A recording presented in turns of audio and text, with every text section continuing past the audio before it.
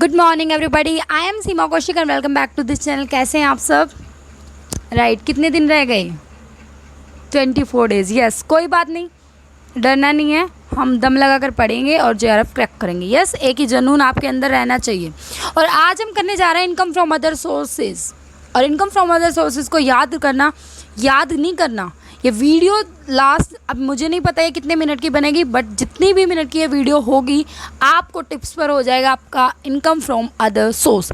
देखो, थोड़ी सी स्पीड में मैं बोल रही हूँ क्योंकि बहुत सारे बच्चों का ये कमेंट आया और मेरे जूनियर्स ने भी पूछा कि दीदी फटाफट प्लीज़ हमारा कराइए ना इनकम टैक्स, क्योंकि ना अभी आप इतनी स्पीड से कराओगे तो हमारा हो नहीं पाएगा और इसकी वजह से इतनी आराम से कराओगे, स्पीड में नहीं, स्पीड में तो अब करा रही हूँ और फिर हमारा नहीं होगा तो गड़बड़ हो जाएगी। दीदी हम तो आपके भरोसे थे कि आपने 3 सब्जेक्ट के लिए बोला था और एग्ज़ाम तो हमारा आ गया, तो मैंने सोचा कि क्यों ना मैं फटाफट कराऊँ। देखो मेरे पास इतना टाइम नहीं होता कि अभी मैं फटाफट आपकी क्या करूँ, टाइप वगैरह करूँ, इस वजह से स्लाइड्स वगैरह बनाऊँ। इस वजह से आप ध्यान से सुनिए मेरी बात, ध्यान से सुनोगे सारी बातें याद हो जाएंगी। राइट, इसी वजह से मैं कह रही हूँ कि बिल्कुल ध्यान से कंसंट्रेट होकर सुनना है। थोड़ा बहुत लिखने के लिए बोलूँ तो लिख सकते हो ताकि आपको क्विक रिवीजन में काम आ सके। और अभी स्टार्ट करते हैं। राइट, एक मिनट होके 24 सेकेंड हो गए, चलो जल्दी, टाइम नहीं वेस्ट करते। Yes, income from other sources. सबसे पहले माय डियर फ्रेंड्स याद रखना, आपका जो चार्जिंग सेक्शन है वो है 56। यस, याद हो गया? यस, पहली बात, एक बात मुझे बताओ कि इनकम फ्रॉम अदर सोर्स नाम से क्या क्लियर हो रहा है कि income from other source meaning दूसरे सोर्सेज से आपकी इनकम आ गई है। इट मीन्स इसका मतलब ये हुआ कि जिसका कहीं और ठिकाना नहीं है उसको कहाँ ठिकाने लगाना है? इनकम फ्रॉम अदर सोर्स में। इसीलिए इस हेड को रेजिड्यूरी हेड के नाम से भी जाना जाता है। बचा कुछ जो रह गया वो किस में आ गया? इनकम फ्रॉम अदर सोर्स में। जिसका कोई ठिकाना प्रॉफिट एंड गेन में नहीं है, जिसका कोई ठिकाना सैलरी में हेड में नहीं है, PGBP में नहीं है, कैपिटल गेन में नहीं है एंड हाउस प्रॉपर्टी में नहीं है, और बाकी वो बचा हुआ कहाँ पर आ गया? आपका इनकम फ्रॉम अदर सोर्स में। यस, देखो माय डियर फ्रेंड, सबसे इम्पोर्टेंट इसके अंदर एक डिविडेंड का सेक्शन होता है। और वो डिविडेंड का मतलब क्या होता है कि हमने ना एक बात पढ़ी है, जो डिविडेंड है वैसे 3 टाइप के होते हैं। एक आपका होता है इंडियन कंपनी से जो आपका डिविडेंड रिसीव होता है, एक होता है फॉरेन कंपनी से और एक होता है कोऑपरेटिव सोसाइटी से। देखो हमारे इंडिया के अंदर ये कहा जाता है कि जो हमारा इंडिया से जो कंपनी से हमें डिविडेंड रिसीव होता है ना, उसके ऊपर टैक्स नहीं लगता। राइट, बताऊंगी कितनी लिमिट तक नहीं लगता, बट अभी मेरी कहानी सुनो कि टैक्स नहीं लगता। और जो फॉरेन कंपनी होती है उनका तो टैक्सेबल होता है, और जो कोऑपरेटिव सोसाइटी होती है उनका भी टैक्सेबल होता है। बट बात यहाँ पर आती है कि हमारी इंडियन कंपनी ये कैसी कंपनी है कि जिनका जो डिविडेंड है आपका टैक्सेबल नहीं होता। तो ध्यान से सुनो मेरी बात। ये पहले था कि आपका पूरा का पूरा एग्जैम्प्टेड होता था, चाहे आपका कितना भी डिविडेंड आपको रिसीव हो, क्योंकि जो डिविडेंड आपको रिसीव होता था वो टैक्सेबल आपके हाथों में नहीं होता, बट जो आपकी कंपनी होती है उसके हाथ में टैक्सेबल होता था। राइट, बट अब यहाँ पर ये बोल दिया गया है कि अगर आपकी इनकम 10 लाख रुपए से ज़्यादा है, तो 10 लाख से ऊपर ज़्यादा इनकम नहीं, आपके डिविडेंड की इनकम 10 लाख रुपए से ज़्यादा है तो आपको टैक्स देना पड़ेगा एट द रेट ऑफ 10% के हिसाब से जो ऊपर है उस डिविडेंड पर, एक्सेस अमाउंट पर ओनली। राइट, कौन से सेक्शन के अंडर? 115 BBDA। याद रखना, बहुत इंपॉर्टेंट है ये सेक्शन। यहाँ से आ सकता है क्योंकि यहाँ से आपका 2 मार्क्स का तो क्वेश्चन आ ही सकता है इनकम फ्रॉम अदर सोर्स से। तो अगर इस वीडियो को, ऑडियो को ध्यान से सुनोगे तो आपके 2 मार्क्स पक्के हो जाएंगे, इसलिए ध्यान से सुनो बिल्कुल। क्या बताया मैंने अभी? यस, इनकम टैक्स के अंदर जो इनकम फ्रॉम अदर सोर्सेज है उसके अंदर एक आपका डिविडेंड की इनकम होती थी जो पहले एग्जैम्प्टेड होती थी। अब इन्होंने क्या बोल दिया है कि 115 सेक्शन 115 BBDA के अंदर आपका टैक्सेबल होगा एट द रेट ऑफ 10%। ठीक है, बिल्कुल क्लियर हुई ये बात? यस, वैसे बाकी आपको ये पता ही होगा, आपको 10 लाख रुपए से अगर कम डिविडेंड है तो उसका तो आपको पता होगा। अगर नहीं पता तो याद रखना कि सेक्शन 10 सबसेक्शन 34 1034 के अंदर जो है आपका फुली एग्जैम्प्टेड होता है, इस बात का आपको पता है।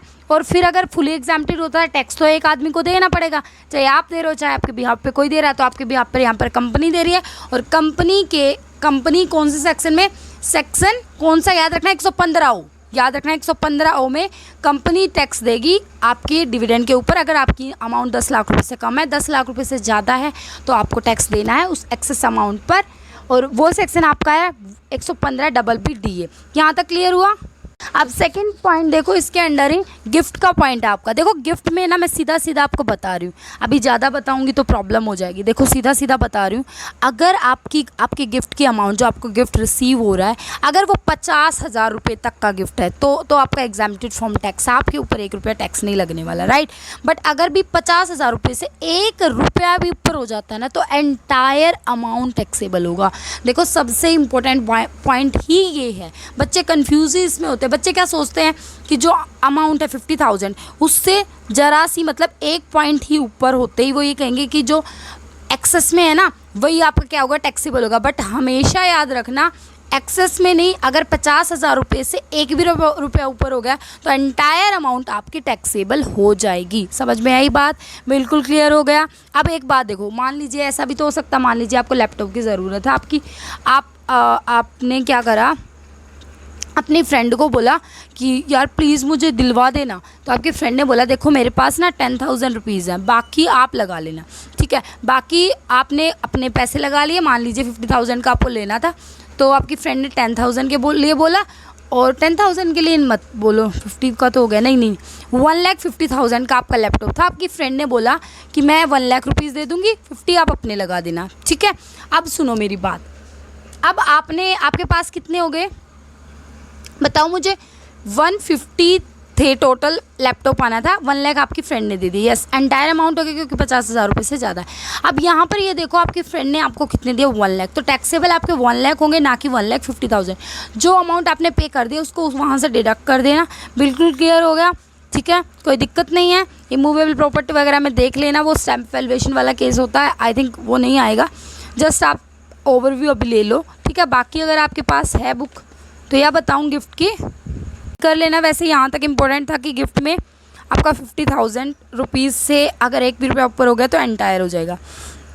अब यहाँ पर आपकी फ्रेंड में क्या बोल गई मैं, फ्रेंड नहीं, मैंने क्या बोला, गिफ्ट मिला है। अच्छा, गिफ्ट अगर आपने अपनी क्लोज फ्रेंड से या अपनी फैमिली से या कजन्स वगैरह से मिला है या फिर मैरिज ओकेजन में मिला है तो वो एग्जाम्प्टेड फ्रॉम टैक्स होता है, चाहे आप 2 लाख रुपए का आपको रिसीव हो जाए, ठीक है, यस। और क्या है, रिलेटिव ने अगर आपको दिया तो होल एग्जाम्प्टेड होगा, राइट। बाकी अभी क्या बताऊँ मैं, बाकी ना एक बार फटाफट बिल्कुल ध्यान से, अगर ध्यान नहीं लग रहा तो नोटबुक पेन निकाल के और लिख लो, ठीक है। 5 मिनट और लगेंगी। एक बार इनकम देख लो, बिल्कुल ध्यान से सुनो मेरी बात, मैं भी बिल्कुल ध्यान से पढ़ रही हूँ, मुझे भी तो लर्न करने ना। आप करोगे क्या, JRF नहीं करना? सबको करना है JRF, यस। मैंने क्या बोला, अभी जो इनकम मैं पढ़ रही हूँ यहाँ से देख के वो आपको बिल्कुल अपने माइंड में लेके जानी है, ताकि जब एग्ज़ाम आपके सामने आए तो स्क्रीन के आगे आपकी ये जो मेरी आवाज़ है ना ये सुने और आपका क्वेश्चन 2 नंबर का बिल्कुल ठीक हो जाए। आंखें बंद करो बिल्कुल, yes. Besides the above, there are some other incomes which are also chargeable under the head income from other source. For example, number 1, all interest on securities, interest on bank deposit, interest on loan, interest received on delayed refund of income tax, etc. कहने का मतलब अगर आपको interest दिख जाए तो कहाँ पर आएगा, इनकम फ्रॉम अदर सोर्स में। Very good. Second point, income of a tenant from sub letting and the whole और a part of house property. My dear friends, मैंने हाउस प्रॉपर्टी वाले चैप्टर में, मेरे को अच्छे से याद है, मैंने आपको स्पेशली बताया था कि अगर आप लेट आउट कर रहे हो, अगर आप रिसीव कर रहे हो रेंट, तो आपको क्या मिलेगा, हाउस प्रॉपर्टी का रेंट मतलब हाउस प्रॉपर्टी की इनकम मानी जाएगी। बट वही जिससे आप रिसीव कर रहे हो फर्दर किसी को लेट आउट कर देता है, अब उसको रिसीव जो होता है ना उसकी हाउस प्रॉपर्टी की इनकम नहीं है, उसकी इनकम फ्रॉम अदर सोर्स में जाएगी। क्यों नहीं है उसकी हाउस प्रॉपर्टी की इनकम? इसीलिए क्योंकि जो वो है वो ओनर नहीं है, उसका हाउस का ओनर नहीं है, और हाउस प्रॉपर्टी की इनकम उसी की मानी जाएगी जो हाउस का ओनर होगा। बिल्कुल क्लियर हुआ सेकंड पॉइंट। थर्ड पॉइंट है आपका रेम्युनरेशन रिसीव बाय टीचर और a lawyer for doing examination work. ये भी मैंने उस टाइम पर बता दिया था कि अगर आपको टीचर पढ़ा रहा है, टीच कर रहा है, तो वो उसकी सैलरी हेड में आएगा।